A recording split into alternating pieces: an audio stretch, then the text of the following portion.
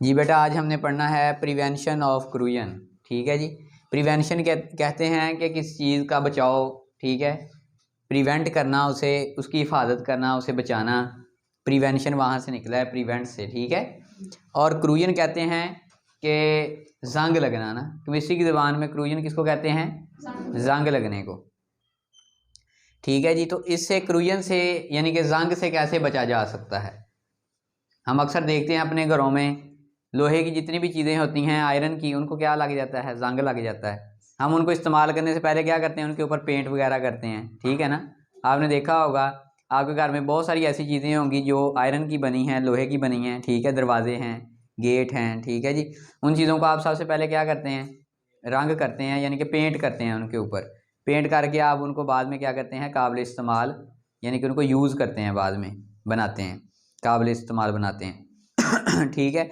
तो क्रूजन से बचने के लिए क्या सिर्फ एक पेंट ही किया जा सकता है? नहीं, इसके बहुत सारे तरीके हैं, मतलब प्रिवेंशन के, क्रूजन की। तो हमारी बुक में जो दिए गए हैं वो 4 हैं, तो हम उनको 1 बाय 1 डिस्कस करते हैं। सबसे पहला है जी, रिमूवल ऑफ स्टेन है।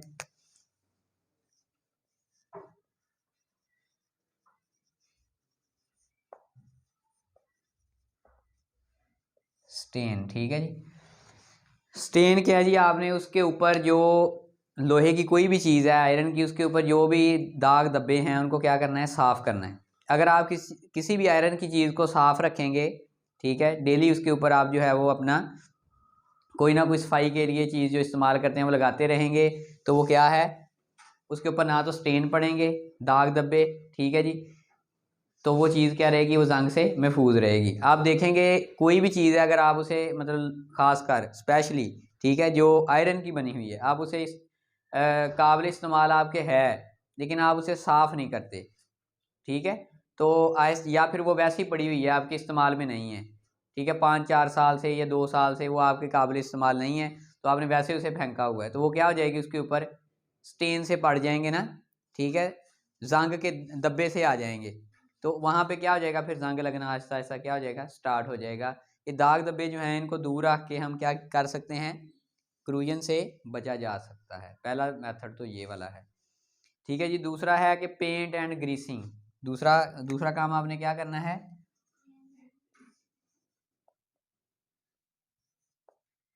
पेंट एंड,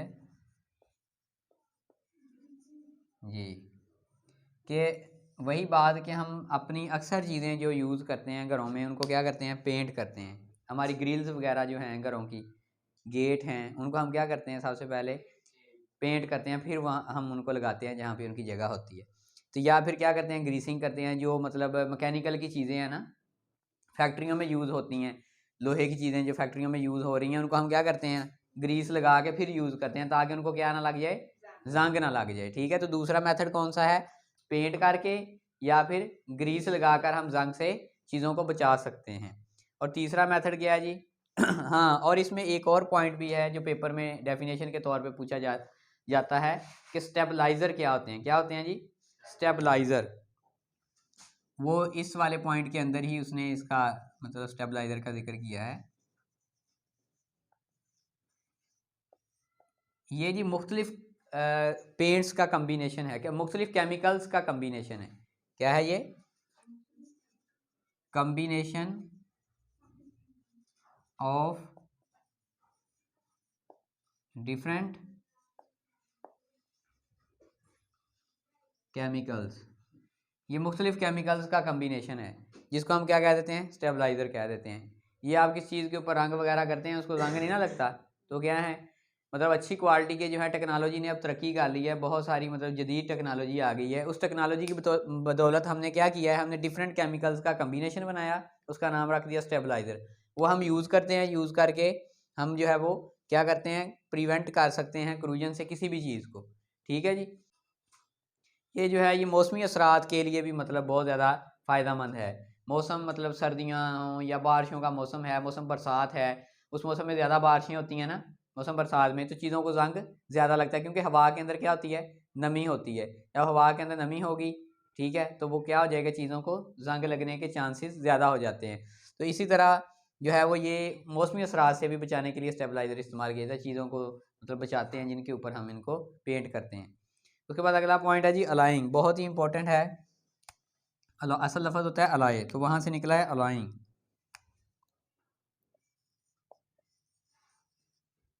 ALLOYIN, अलाइंग क्या होती है, ठीक है जी।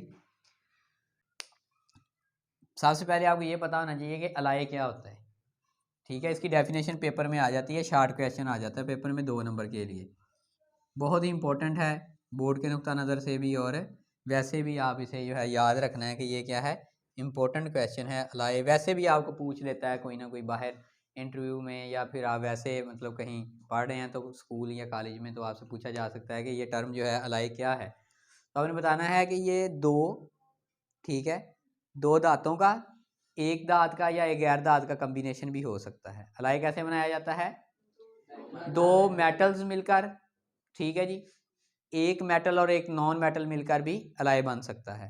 कैसे कैसे, दो मेटल अगर आपस में मिक्स हो जाएं फिर भी अलाय बन जाता है, और अगर एक मेटल हो और एक नॉन मेटल हो तब भी क्या बन जाता है, अलाय बन जाता है, ठीक है जी। तो इस तरह आपकी बुक में जो एग्जांपल दी गई है, यहाँ पे आप इसकी डेफिनेशन लिखते हैं कि सबसे पहले डेफिनेशन फिर एग्जांपल देखते हैं। डेफिनेशन में क्या लिखता है कि alloy is a mixture of, alloy is a mixture of one or, नहीं, टू आर मोर मेटल कह सकते हैं, two or more metals or non metal is called alloy, इसको अलाय बोलते हैं। अब इसकी एग्जांपल है आपकी बुक में दी हुई है स्टेनलेस स्टील की, किसकी जी। अक्सर आप लोगों ने ये लफ्ज़ सुना होगा, क्या लफ्ज़ आप यूज़ करते हैं, स्टेनलेस स्टील है लफ्ज़, ठीक है जी, वर्ड है। आप जब भी मतलब देखते हैं कि आप कोई बर्तन ख़रीदने के लिए जाते हैं ना, तो आप स्टेनलेस स्टील के बर्तन लेते हैं। क्यों लेते हैं, क्योंकि उनको जंग वगैरह नहीं लगता ना जल्दी, ठीक है। तो असल में होता क्या है कि हम क्यों लेते हैं स्टेनलेस स्टील के बर्तन, इसलिए लेते हैं कि मतलब जो है ना, या तो एक होती है मतलब उसमें दो मेटल्स मिक्स हुई होती हैं, या फिर एक मेटल और एक नॉन मेटल मिक्स हुई होती है, ठीक है। इस वजह से उसको क्या नहीं लगता, जंग नहीं लगता। तो हम पढ़ क्या रहे हैं, प्रिवेंशन ऑफ क्रूजन पढ़ रहे हैं, उसमें अलाय आ गया जी। तो अलाय बचाएगा ना जंग लगने से चीज़ों को। तो यही बात है कि स्टेनलेस स्टील के बर्तन हम इसलिए ज़्यादा प्रेफर करते हैं, घरों में लाते हैं कि उनको जंग नहीं लगता। क्यों नहीं लगता, क्योंकि उसमें या तो दो मेटल्स मिक्स होती हैं, एक मेटल या एक नॉन मेटल मिक्स होती है। अब स्टेनलेस स्टील जो है ये किस चीज़ का कम्बिनेशन है जी, पता है आप लोगों को, हैं?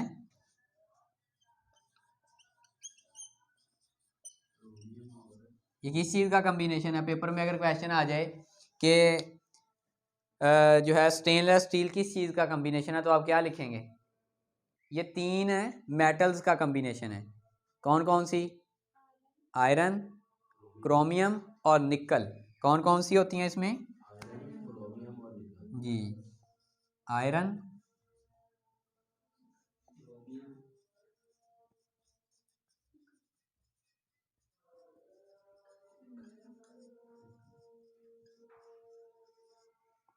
निकल, ठीक है जी। आयरन, क्रोमियम और निकल, ये तीन मेटल्स आपस में मिक्स होकर क्या बना देती हैं, स्टेनलेस स्टील बन, निकल, ठीक है जी। आयरन, क्रोमियम और निकल, ये तीन मेटल्स आपस में मिक्स होकर क्या बना देती हैं, स्टेनलेस स्टील बन जाता है।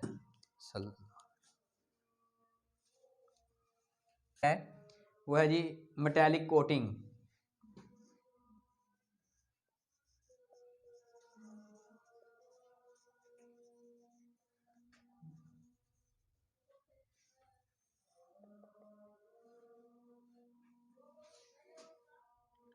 है, हाँ जी। तो कहता है कि मेटेलिक कोटिंग, ठीक है। मेटेलिक लफ्ज़ निकला है मेटल से, ठीक है जी। और कोटिंग लफ्ज़ क्या है, किसी चीज़ के ऊपर आप किसी दूसरी चीज़ की तह चढ़ा देते हैं उसको प्रिवेंट करने के लिए, ठीक है। आप घरों में भी अक्सर कोई चीज़ शॉपर में डालते हैं तो आप उसको क्या कर देते हैं, डबल कर देते हैं, ताकि वो चीज़ क्या ना हो जाए, गिर ना जाए ना, ठीक है। तो उसको बचाने के लिए आप क्या करते हैं, उसके ऊपर किसी और चीज़ की तह चढ़ा देते हैं ताकि उस चीज़ को प्रिवेंट किया जा सके। इसी तरह आयरन को महफूज करने के लिए, उसे प्रिवेंट करने के लिए किससे, क्रूजन से यानी जंग से प्रिवेंट करने के लिए आप क्या करते हैं, आप उसके ऊपर किसी और मेटल की तह चढ़ा देते हैं। ठीक है जी, बात समझ में आई है ना, कि आप क्या करते हैं कि आयरन की कोई भी चीज़ है उसको प्रिवेंट करने के लिए आप उसके ऊपर क्या करते हैं, किसकी, मेटल की तह चढ़ा देते हैं। ठीक है, अब मेटल क्या है, कौन कौन सी है, निकल है आपके पास, ठीक है, क्रोमियम है, ठीक है, और भी बहुत सारी मेटल्स हैं, लेकिन जो है वो आपकी बुक वाले ने लिखा हुआ है जी कि ये एक टेक्निक जो है ये इंडस्ट्रीज़ के अंदर इस्तेमाल की जाती है, मेटालिक कोटिंग वाली, ज़्यादातर फैक्ट्रियों में इस्तेमाल की जाती है। जो ये आपके पैकिंग, खुराक पैक करने वाले डब्बे हैं ना, फूड पैकिंग के लिए जो बॉक्स इस्तेमाल होते हैं, उनके ऊपर उन्होंने इसकी कोटिंग की होती है, मेटल के ऊपर मेटल की तह चढ़ाई होती है। मतलब लोहे के वो डिब्बे होते हैं, उनके ऊपर किसकी तह चढ़ाई होती है, किसी और मेटल की, वो निकल की हो सकती है, वो क्रोमियम की हो सकती है। क्रोमियम की तह अक्सर चढ़ाते हैं ना, आयरन के ऊपर किसकी मतलब तह चढ़ाते हैं, क्रोमियम की जो है वो कोटिंग कर देते हैं ताकि नीचे जो आयरन का डिब्बा है उसको जंग ना लगे और वो काफ़ी अरसे तक खराब क्या रहे, महफूज रहे। मतलब डिब्बा अगर ख़राब हो गया, हमारा बॉक्स ख़राब हो गया, तो हमारी वो अंदर जो खुराक है, फूड है, वो भी ख़राब हो जाएगी। ठीक है, जब तक वो डिब्बा ठीक रहेगा, सही सलामत रहेगा, उस टाइम तक अंदर खुराक भी महफूज रहेगी।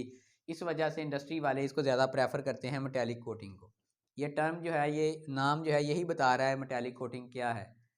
कि मेटालिक कोटिंग एक मेटल के ऊपर दूसरी मेटल की तह चढ़ाने के अमल को मेटालिक कोटिंग कहा जाता है।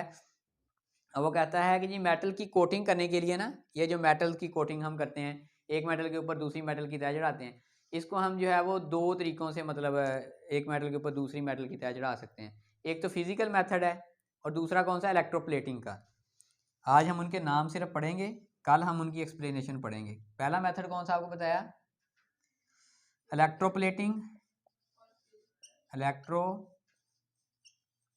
का, ठीक है जी। और दूसरा क्या है, फिजिकल मेथड है। तो ये हमने सिर्फ आज सिर्फ नाम पढ़ने हैं, कल हम इनकी एक्सप्लेनेशन पढ़ेंगे कि हम कैसे जो है वो एक मेटल के ऊपर दूसरी मेटल को कोट कर सकते हैं, यानी कोटिंग कर सकते हैं। तो फिजिकली तरीके से कैसे कर सकते हैं और इलेक्ट्रोप्लेटिंग से कैसे कर सकते हैं। अगर कोई क्वेश्चन हो तो आप कमेंट सेक्शन में पूछ सकते हैं। आज के लिए इतना ही, अल्लाह हाफ़िज़।